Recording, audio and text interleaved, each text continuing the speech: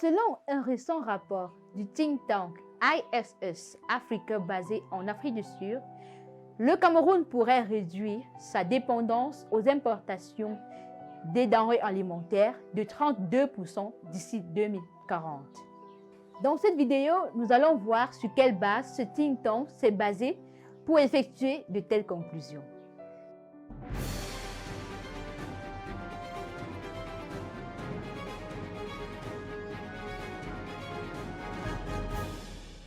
Merci de rester fidèle à Investir Nos Vies en Afrique TV. Je m'appelle Montessori Boni. Aujourd'hui, on parle de ces prévisions que l'ISS Africa a délivrées sur le Cameroun. Mais avant, j'ai une annonce pour vous. Vous savez, parfois, vous avez des projets inspirants, des idées géniales. Mais parce que vous êtes mal informé, vous investissez mal ou alors vous n'obtenez pas le résultat souhaité. Beaucoup d'entrepreneurs ont chuté simplement parce qu'ils n'avaient pas la bonne information, parce qu'ils ne savaient pas qu'à X ou Y endroit, il y avait quelqu'un qui pourrait booster leurs affaires. Et afin que vous aussi, en tant qu'investisseur ou entrepreneur, vous ne tombez pas dans le même piège, Investir Nos Vies en Afrique TV vous apporte la solution. À travers nos lives sur l'investissement, des financements en equity crowdfunding, un réseau de personnes intéressées par l'investissement en Afrique et bien d'autres contenus exclusifs, nous vous permettons de saisir l'opportunité d'atteindre vos objectifs, quel que soit votre domaine d'investissement. Rejoignez maintenant notre communauté d'investisseurs en souscrivant à 2,99 € seulement.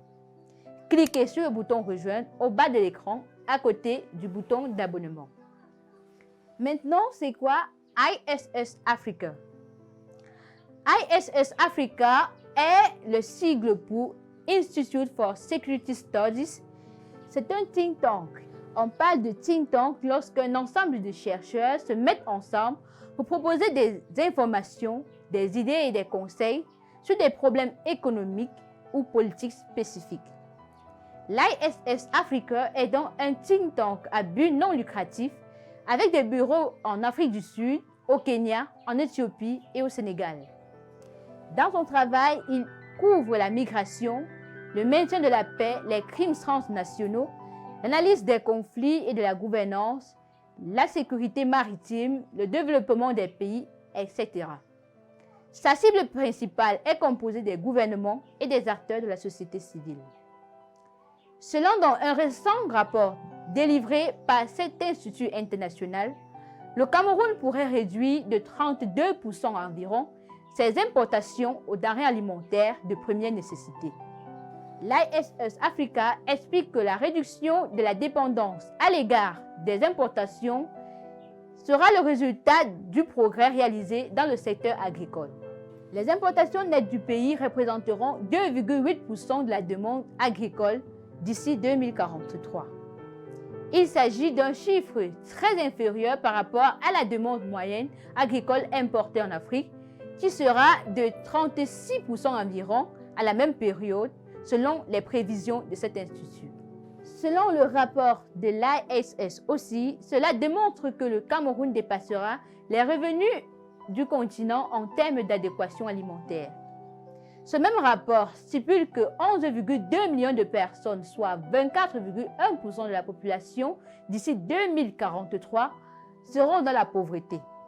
Cela signifie également d'un autre côté que d'ici 2043, le scénario agricole pourrait se solder par la sortie de 2,9 millions de Camerounais supplémentaires de l'extrême pauvreté.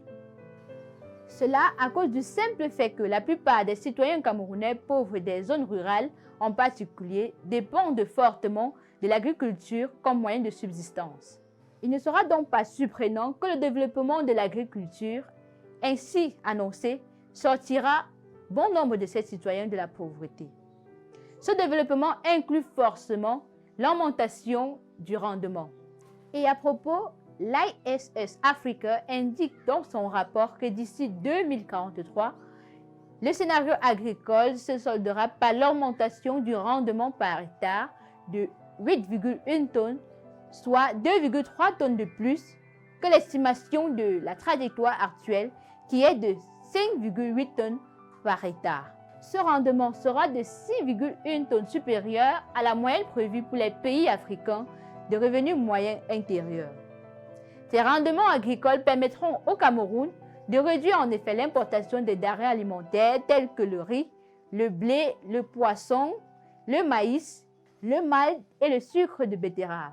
Si nous considérons les trois premières denrées, c'est-à-dire le riz, le blé pour produire la farine et le poisson congelé, elles coûtent actuellement à l'État respectivement 52, 58 et 30 milliards de francs CFA de subventions à l'importation chaque année. Bien plus, le Cameroun importera cette année 43 000 tonnes de sucre pour combler la demande nationale.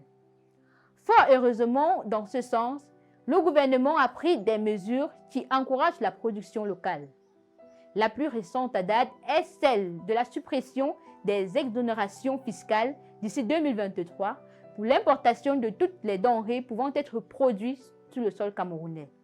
Contenu dans la circulaire du président de la République pour la préparation de la prochaine année budgétaire, cette suppression des avantages fiscaux a pour but de décourager les importateurs de cette denrée alimentaire.